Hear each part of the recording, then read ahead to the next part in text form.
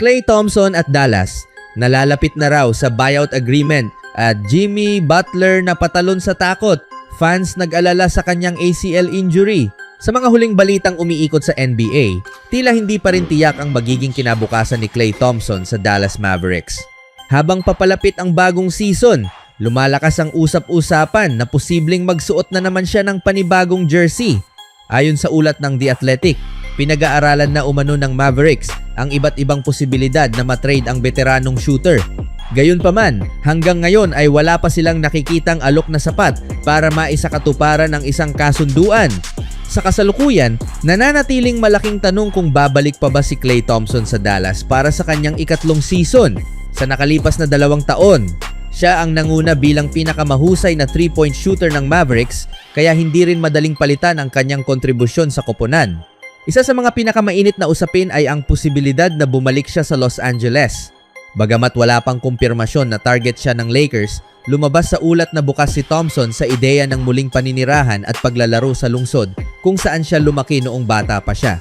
Hanggang ngayon ay mayroon pa rin siyang bahay sa Los Angeles, dahilan kung bakit hindi malayong maging komportable siyang bumalik doon. Matatandaang bago siya pumirma sa Dallas noong 2024, isa rin ang Lakers sa mga koponang seryoso niyang ikinonsidera.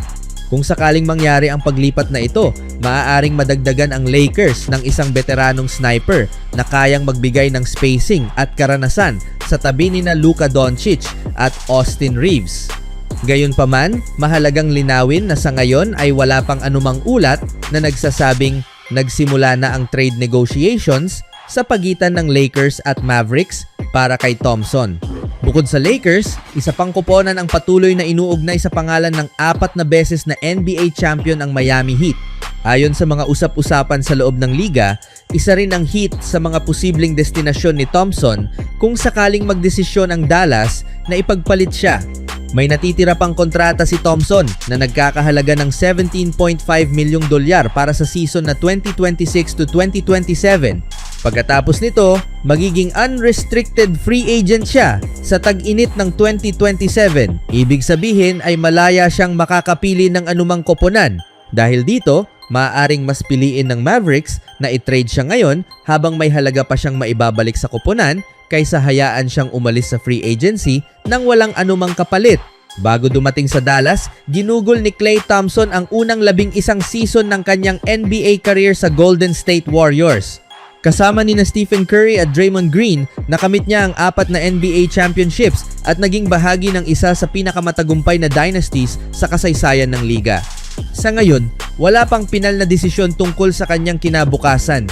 Ngunit habang papalapit ang bagong NBA season, tiyak na maraming mata ang nakatutok kung mananatili ba si Klay Thompson sa Dallas o magsisimula na naman siya ng panibagong kabanata sa kanyang karera. Papalapit na umano sa isang buyout agreement sina Klay Thompson at ang Dallas Mavericks. Kapag tuluyan nang natapos ang kasunduan at makalusot si Thompson sa waivers, inaasahang pipirma siya sa Los Angeles Lakers ayon sa ulat ng The Athletic. Kung matutuloy ang paglipat na ito, madaragdagan ng Lakers ng isa pang veteranong 3-point shooter na may malawak na karanasan at 4 na beses nang nagkampiyon sa NBA. Bagamat mukhang nasa positibong direksyon ang usapin tungkol sa buyout ng kontrata ni Thompson, mas lalong naging kapanapanabik ang sumunod na bahagi ng ulat ni Jacobs. Sa gitna ng sunod-sunod na galaw ng iba't ibang koponan ngayong off-season, lumalabas na ang Los Angeles Lakers ang nangungunang paborito upang makuha ang serbisyo ng veteranong sharpshooter. Ano sa tingin ninyo? Mas bagay ba si Klay Thompson sa Lakers, sa Miami Heat, o dapat manatili na lang siya sa Dallas Mavericks? I-comment ang inyong opinyon. Samantala, sa gitna ng kanyang patuloy na pagpapagaling mula sa ACL injury, muling pinag-uusapan ng mga NBA fans si Golden State Warriors star Jimmy Butler. Ngunit sa pagkakataong ito, hindi dahil sa kanyang laro sa basketball kundi dahil sa isang nakakatawa at viral na insidente na naganap sa isang pribadong okasyon. Habang nagpapahinga bago ang pagsisimula ng bagong NBA season, dumalo si Butler sa isang selebrasyon na pinaniniwala ang isang wedding party. Mukhang masaya at relax ang veteranong forward habang nakikipagkwentuhan sa mga bisita, kabilang ang sikat na Colombian singer na si J Balvin. Makalipas ang ilang sandali, lumapit ang isang magician at tila magpapakita lamang ng isang simpleng card trick. Walang kamalay-malay si Butler na may mas malaking sorpresa pala ang naghihintay sa kanya. Sa kalagitnaan ng trick, bigla na lamang naglabas ang magician ng isang ahas. Dahil sa sobrang pagkabigla, napatalon si Jimmy Butler mula sa kanyang upuan at tuluyang napaupo sa sahig matapos mawalan ng balanse. Agad na nagtawanan ang mga taong naroroon at maging si Butler ay hindi napigilang matawa sa sarili niyang naging reaksyon. Kitang-kita na naging magaan lamang ang kanyang pagtanggap sa pangyayari at sinabayan na lang niya ito ng tawanan. Ngunit habang marami ang natuwa sa viral video, ibang bagay naman ang agad na napansin ng mga fans. Dahil kasalukuyan pa ring nagpapagaling si Butler mula sa ACL injury na naging dahilan upang limitado siya sa 38 laro noong nakaraang season, maraming netizens ang nag-alala kung naapektuhan ba ang kanyang tuhod sa biglaang pagtalon. May ilang nagsabing dapat daw ay mas mag-ingat siya habang nagpapagaling pa. May iba namang nagbiro na iyon na raw ang pinakamabilis na naging galaw ni Butler ngayong off-season. Samantala, mayroon ding nagsabing sana ay wala siyang naging bagong injury matapos ang insidente.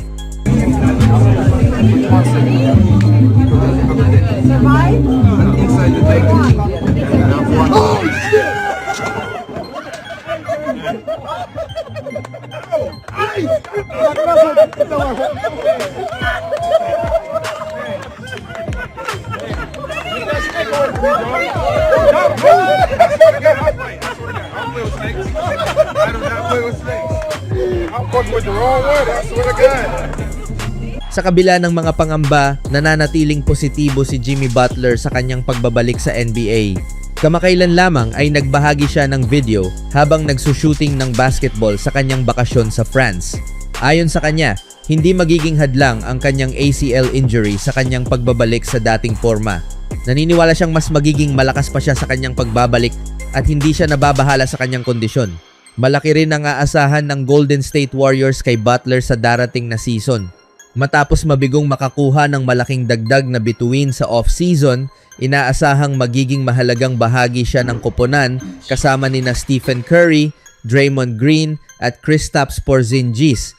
Noong nakaraang season, nagtala si Butler ng average na 20 points, 5.5 rebounds, 4.9 assists at 1.4 steals bawat laro. Bagamat lumutang ang ilang trade rumors tungkol sa kanya ngayong off-season, nanindigan ang Warriors na bahagi pa rin siya ng kanilang plano para sa susunod na season. Sa ngayon, mukhang isang nakakatawang alaala lamang ang viral prank na ito para kay Jimmy Butler. Ngunit para sa Warriors fans, ang pinakamahalaga ay manatili siyang malusog at handang bumalik sa aksyon sa oras na magsimula ang bagong NBA season. Ano ang masasabi ninyo sa naging reaksyon ni Jimmy Butler? Kayo rin ba ay mapapatalon kung bigla kayong harapin ng isang ahas? I-comment ang inyong opinyon at huwag kalimutang mag-like, mag-subscribe at i-on ang notification bell para sa mas marami pang NBA updates.